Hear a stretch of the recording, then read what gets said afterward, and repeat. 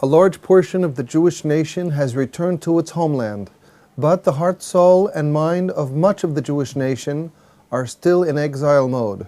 This state of affairs must and will inevitably change.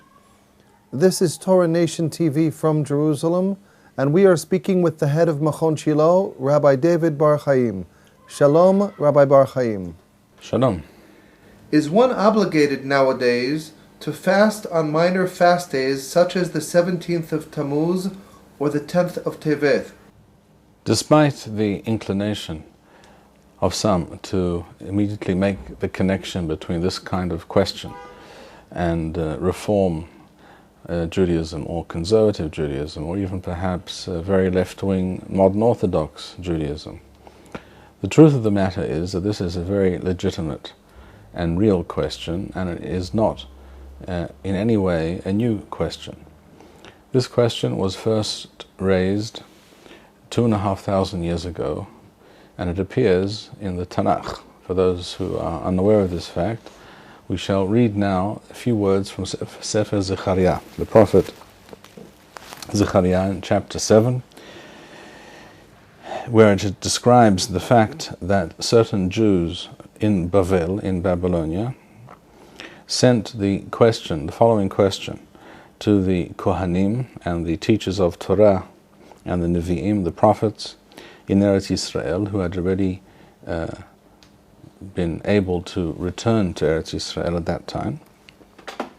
And because there was now the beginnings of a new Jewish presence in Eretz Yisrael, and the temple was in the initial stages of being rebuilt, the question immediately arose: should we, the Jews in Eretz Yisrael and the Jews in Bavel, Jews everywhere, should we continue to fast in this new situation, which is different from the situation which we have experienced, so they said to themselves at that time, for the last 70-odd years, where we existed in the reality of Galut, of exile?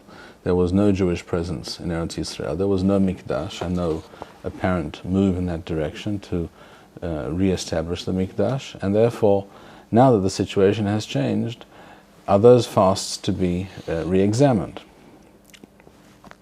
This was the question that was asked in Sefer Zechariah, and the answer given by the Navi Zechariah, the prophet, was "Vayehi devar Adonai Sabaoth Elai lemor." This appears in, as we said, in chapter 8, the continuation of the discussion which begins in chapter 7 of Zechariah. Ko amar Adonai Sabaoth. So says Hashem, Som ha-revi'i, wa som ha-hamishi, wa som ha-shiv'i, wa som ha-asiri. The 4 fast days of the 4 well-known fast days of the 4th, 5th, the 7th, and the 10th month of the year. Yihiyah leveth Yehuda l'sason u'lesimcha u'lemu'adim tovim u'ha'emeth u'ha'shalom ehavu. This answer of the prophet, which basically says these fast days will at some point become days of celebration and rejoicing, the answer is nevertheless somewhat vague and does not spell out exactly in which situation it should be.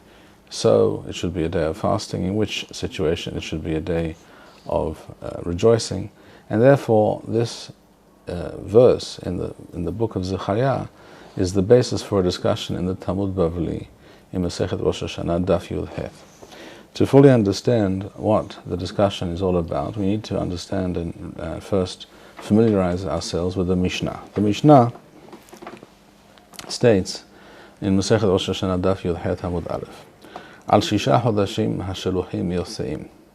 That is to say, the Beit Din in Yerushalayim would send messengers out to the Jews in all parts of Eretz Yisrael and beyond the borders of Eretz Yisrael, to all parts of the world where Jews live. That is to say, at that time we're talking essentially about the countries surrounding Eretz Yisrael, including Bavel, Babylonia, and Persia. And these messengers were sent out not every month, but for particular months when it was necessary and important that the Jews know when the new moon was set and what day was the first of the month, so they could celebrate the relevant festival or special day at the right time.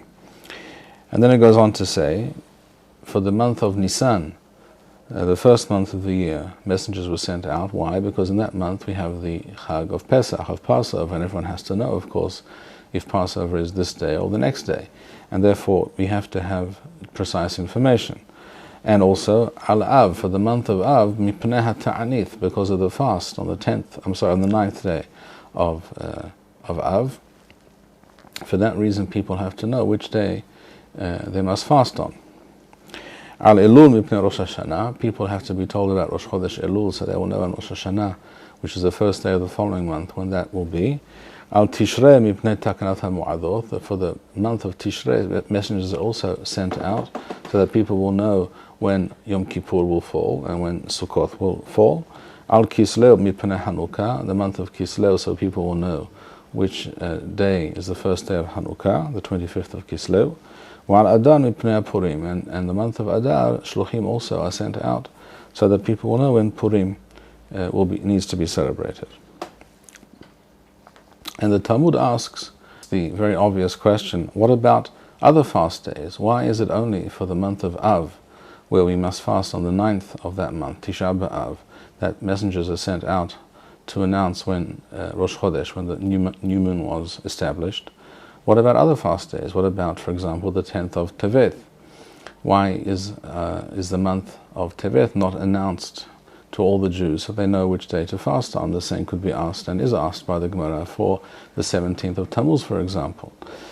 And the answer the Talmud gives, based on the Pasuk in Zechariah that we just read, where the Navi refers to these days, these fast days, as both fast days and days of celebration, the Gemara says, Kareh leho thom, in other words, the Navi, the prophet, deliberately uses a slightly ambiguous terminology and leaves his statement rather vague, in that he refers to them as both days of fasting and days of rejoicing, in order to tell us that the situation needs to be examined, needs to be assessed at different points in history, in order to know how we should relate to that day and how we should behave and conduct ourselves on those particular days.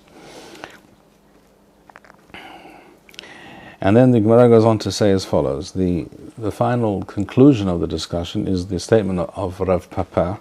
This is on Daf Yod Het Amud Bet 18b in Masechet Rosh Hashanah, the Talmud Bavli, and he says as follows: Bezman sheyesh shalom, when there is literally peace, that is to say, when all is well in Am Yisrael, yihiyu l'sason u'lesimcha. Then on those days, rather than fasting, we are not allowed to fast. In fact, we must rejoice and thank Hashem on those days for having reversed and totally brought about a huge change in our condition as the Jewish people's condition, the Jewish nation's reality. And we thank Hashem for no longer being in those terrible, dire straits in which we found ourselves in the past. And now that everything is well, and this assumes that the Mikdash is built and the Jewish people are able to live in their land and be a sovereign nation, then these days must be days of celebration and not days of fasting. That's Bizman Sheyesh Shalom, when there is peace, literally. Yesh Shemad, when on the other hand the situation is quite the opposite, when the Jewish people are suffering all kinds of persecutions and there is no Mikdash and there's no temple, then these days are Thom. These days are days of fasting and moaning and beseeching Hashem to help us change our situation. And there's also a third situation, says the Talmud, En Shemad wa En Shalom, when the situation is neither one nor the other, when the situation is neither one extreme where everything is fine.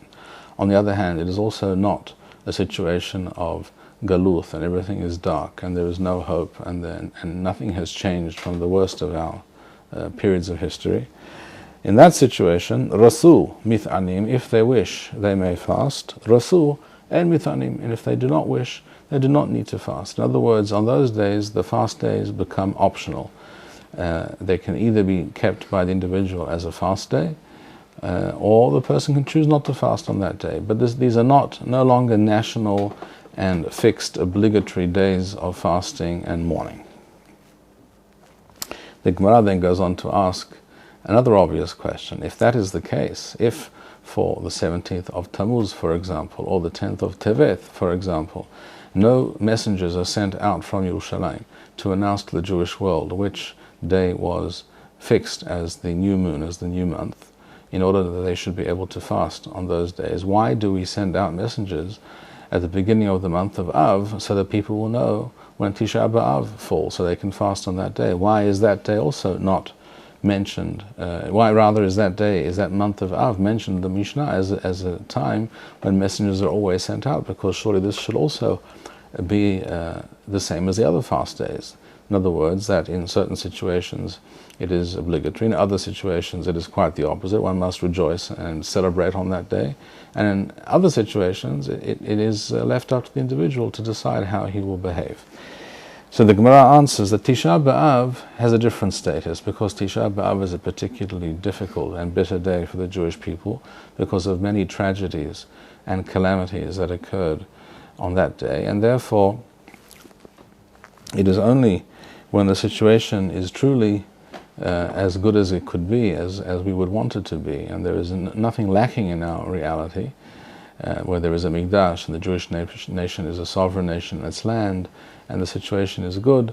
In that situation, Tisha B'Av will also no longer be kept as a fast day. But in the interim period, until such time, even when things are neither black nor white, Tisha B'Av is to be kept as a fast day and a day of mourning.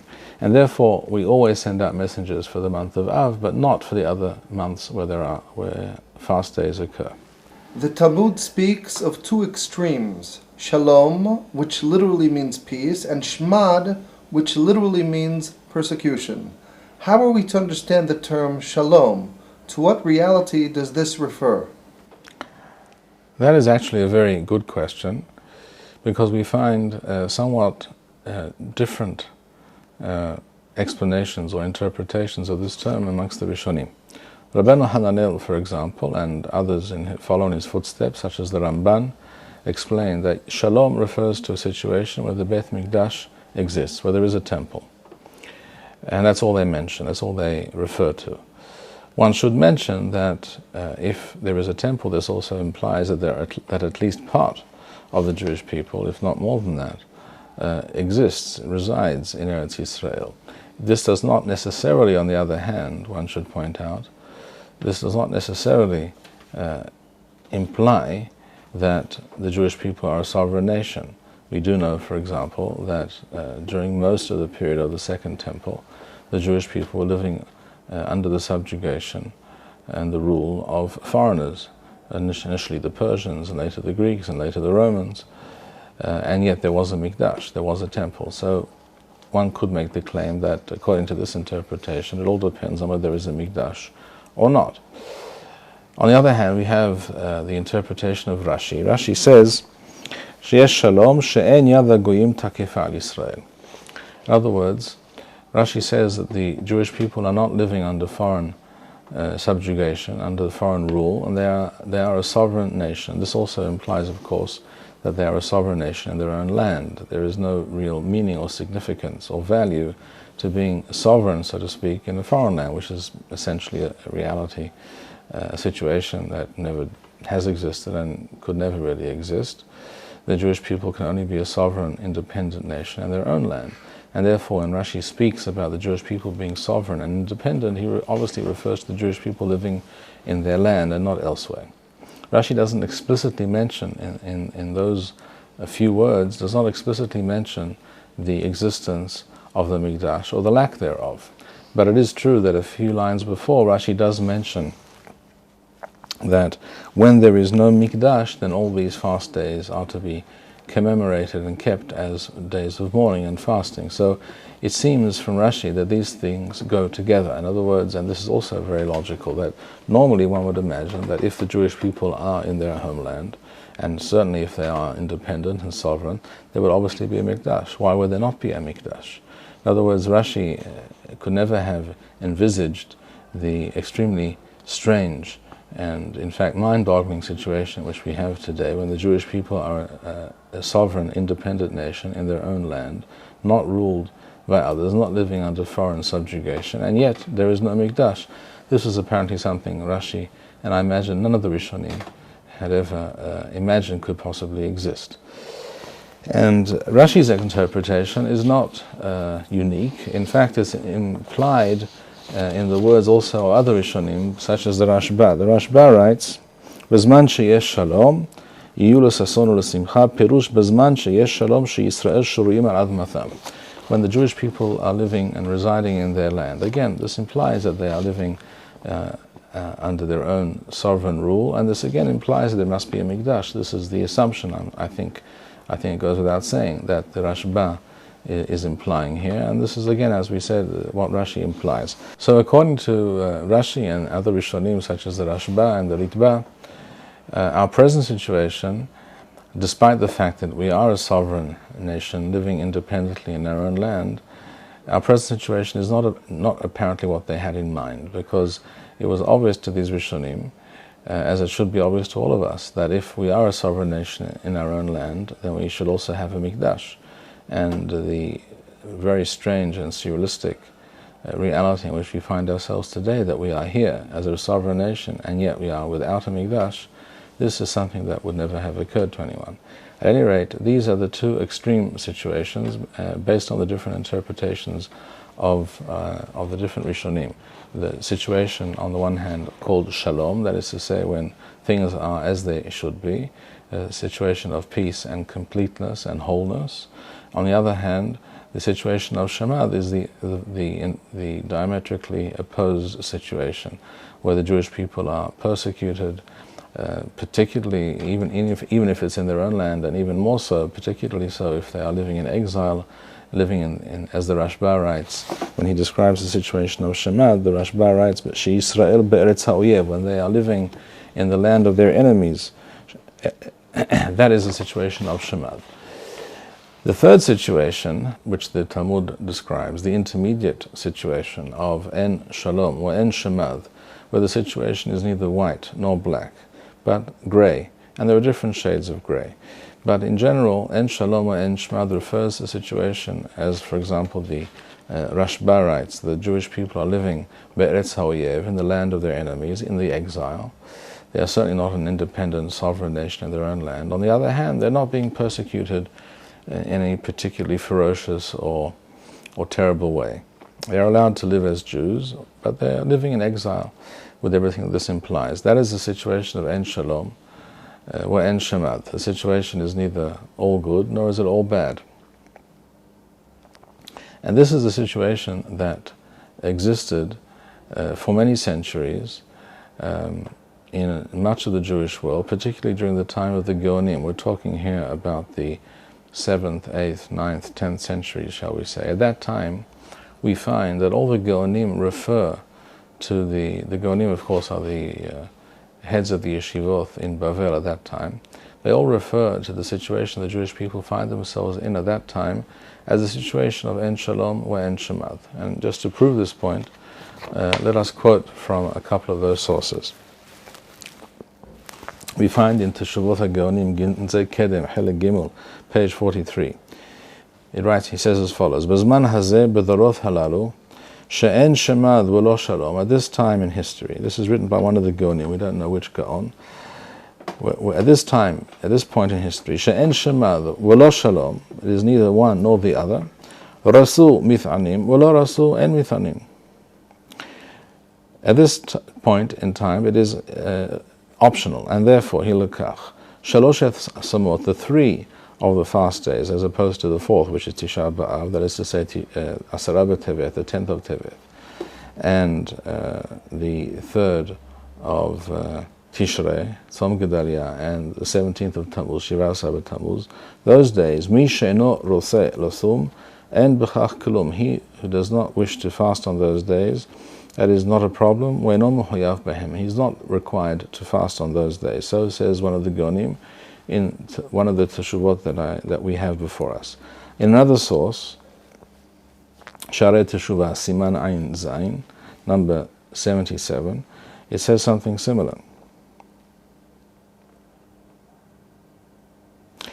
Bazman hazeh rasul mithanim, rasul en mithanim. At this point in time, it is optional.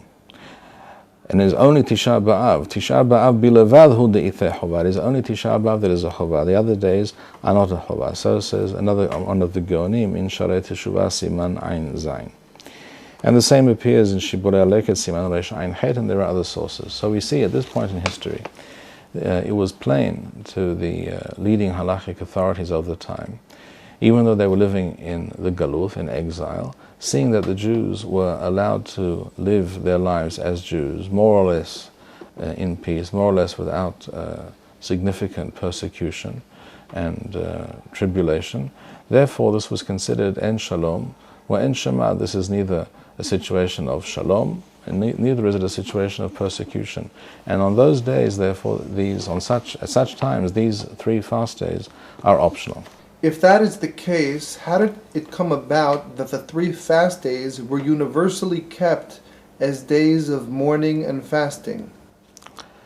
The change came about in the Middle Ages as a result of a deterioration in the reality, historic realities of the Jewish people in many parts of the world, in most parts of the world in actual fact, where in most countries Jews found themselves persecuted severely, in many cases forced to convert either to Christianity or to Islam, or they were simply attacked physically and annihilated or sold into slavery and the like. Seeing that the situation deteriorated significantly at that point in history, from roughly the time of the First Crusade onwards, then the Jews universally began to fast on these days for the very simple and obvious and compelling reason, based entirely on the Talmudic sugya that we just mentioned, that when the situation is one of shemad, of persecution, these days are obligatory fast days. And seeing that this was the case, it goes without saying that the Jews all fasted. We find a clear expression of this new reality of the Middle Ages, where most of the Jews in the world found themselves severely persecuted, in the writings of the Ramban, in Torat HaAdam, a very famous halachic work of the Ramban, Rabbi Moshe ben Nachmanides, who was active in the 13th century. He was born at the very end of the 12th century, but his active period where he was a tremendous Torah authority recognized throughout the world was in the 13th century. At that time he writes, وَأَخْشَوْا كبار الرسول ونهضوا لهيثعنوث بهم وكبلوا عليهم. Today it is the practice of all Jews to fast on these days, and they have accepted this upon themselves. And this is very correct. However, it must be understood that this was the reality, of course, and it was very correct reality, because that was the historic reality in which the Jews found themselves. But it has to be understood that this was the practice of the Jews in response to the reality. It is not that the halakha is different according to the Ramban, as opposed to what the Geonim, the authorities some centuries before the Ramban wrote. It is simply the fact that the Ramban is relating to us the reality that now, in our present situation in the Galuth, and he goes on to stress this point, he says, וכל שכן בדורות הללו שהרי בעוונותינו שרבו יש שמד בישראל ואין שלום. Today, at the present time, there is shemad, there is persecution throughout the Jewish world. It goes without saying that we must today fast, and these days are obligatory. And there is no one who would venture to disagree with that position of the Ramban. And this is the position of all the Rishonim and all the Chachamim in those generations, and in fact up to recent times. There is one point that should be mentioned, and that is that the Ramban and certain other Rishonim understood the concept of Rasul Mithanim, Rasul Lo Mithanim, that it is up to the Jewish people to decide what they wish to do. They understood this in terms of some kind of collective decision. And that is a problem, because it is difficult to imagine how in a situation of Galuth, where the Jews are dispersed and scattered around the globe, and there is no central authority, how is it possible for the Jewish people as a nation to decide how they will behave? There is no way of polling the Jewish people or even getting all the sages together to discuss the matter. And even with regards to a particular country or region of the world, there too there was very rarely a central authority, and was very difficult, would have been very difficult to imagine how such a collective decision could have possibly have been reached. On this point, I think we must follow the explanation and interpretation of the Geonim and of the Rambam. We find that the Rambam and the Geonim explain that Rasul Mith'anim, Rasul Lo Mith'anim, quite literally. In other words, it is not the Rasa Ha'am, it is not the nation that decides, it is the individual who decides. When the situation is the intermediate situation, where things are neither Shema nor Shalom, it is every individual's choice how he will conduct himself. And this is what we find, for example, in the Perush on the Mishnah, the Rambam's commentary on the Mishnah in Masechet Rosh Hashanah Perek Aleph Halacha Gimel. He writes as follows: on these days, when the situation is neither black nor white, when neither is neither Shalom nor Shemad, the Rambam writes, Ki'ilu Nathan et ha-b'hira biyadam be'elu hayamim im rasu mithanim bahim im or shelo yithanu v'hayu mithanim tish'a b'av af al pi shehu masol l'rotzalam mipnei shuchpelu b'osaroth. And he goes on to say, Ela haroseh yithaneh or shelo yithaneh. In other words, the Rambam and the Geonim explain that it is an individual decision, and that is something which is quite practical and readily understood. When the situation is neither black nor white, neither one extreme nor the other extreme, something in the middle, then we have the halachic statement of Rav Papa that it is up to the Jewish people, but the Jewish people as individuals, because they are in fact only individuals. There is no national framework, there is no infrastructure within the Jewish people to facilitate some kind of concerted debate and deliberate decision-making process that would result in a collective or national decision. And therefore, in those situations, it is up to the individual. So explain the Geonim and the Rambam, and this, I think, is the only possible practical way of understanding. It is also the explanation which fits the language of the Talmud more precisely, because it speaks about Rasul Mith'anim in the plural. If they want to, in other words, if the individuals want to, they do such and such. Rasul Lo Mith'anim, if they do not want to, they in the plural, they do otherwise. Whereas if we're talking about a collective decision, it is really up to, as some Rishonim suggest, up to the Beit Din, up to certain Chachamim, to reach some kind of collective, unanimous decision, not something which therefore would be couched in the plural, but rather in the singular. So, taking all this information together and looking at our present situation today, and understanding that it has always been the case that halakha is rooted in the reality, and the halakha reflects that reality, as was already clear to the Jews in the time of Zechariah HaNavi 2,500 years ago, and as was clear to the Tanaim and the Amoraim, as we see in the Talmud in Masechet Rosh Hashanah Daf Yud Het, and as it was clear to the Geonim and the Rishonim, the question of whether we fast on a given day has everything to do with the present historical reality in which we find ourselves.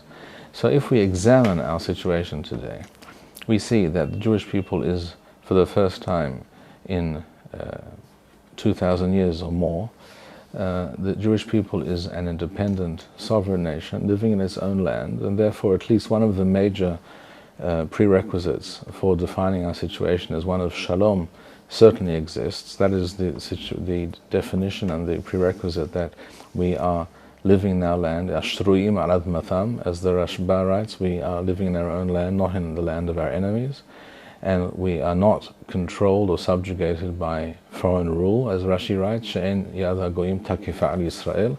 Those conditions certainly apply at the present time, and therefore at least one of the conditions of the two mentioned in the Rishonim, the other being the existence of the Mikdash, at least one of those conditions applies.